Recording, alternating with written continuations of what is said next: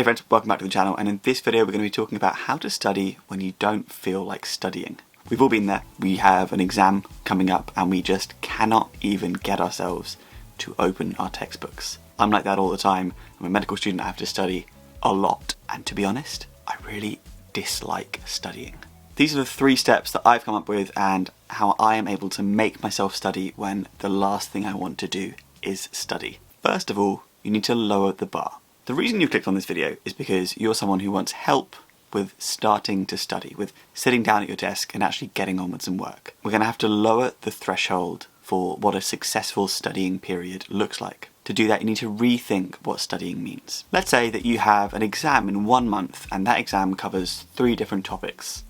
So you're trying to plan out some studying for today and you feel like you should cover the first half of one of those topics.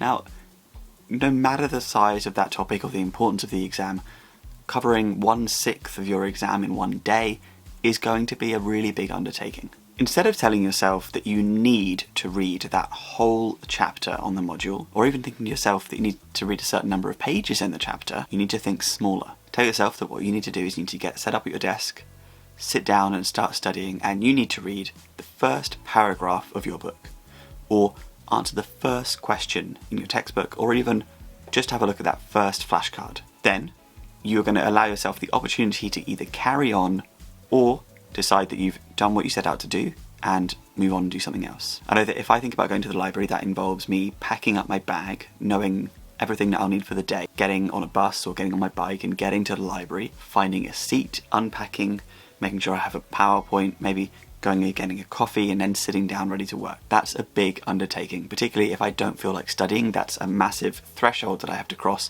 before I can even start. Really often just thinking about getting through all of that makes me feel overwhelmed, and I haven't even thought about the work that I need to get done on that day. You need to shift your mindset away from those mammoth tasks and instead focus on the small things. Get to the library, open up your book and do a question. By that point, you're already then in the library and you've tricked yourself into being set up and ready to get on with a really good day's work. Plus, when you're faced with the idea of having to then pack down your study area, put everything in your bag, get back on the bus or back on your bike and get back home, it's less effort to just carry on working.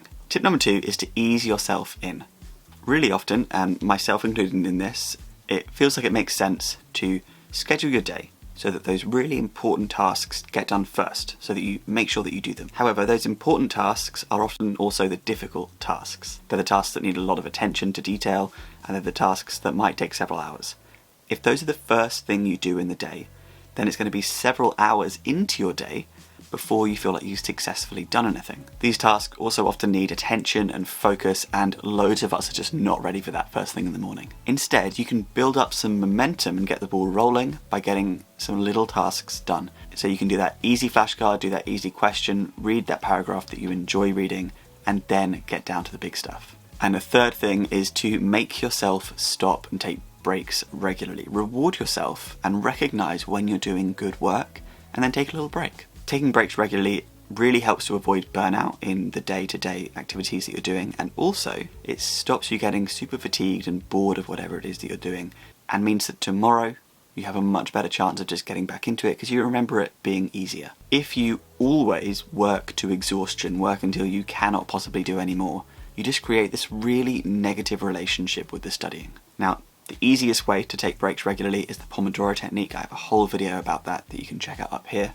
And that's where you take 25 minutes of working followed by a 5-minute break, and then every 2 or 4 of those really good studying chunks, you can take a slightly longer break, which means you're getting a real break every hour or 2 hours. A really important thing to remember here is that you are not alone. No one really enjoys studying that much, and the reason that you're studying for a difficult exam is because the exam is difficult. So don't beat yourself up when you're struggling to start studying, or if you're someone who really hates studying, it's completely normal, and people who say that they really enjoy having to sit down and memorize a topic for hours on end probably aren't telling you the truth. Make sure to like and subscribe and comment below if any of these are going to be useful in your studying.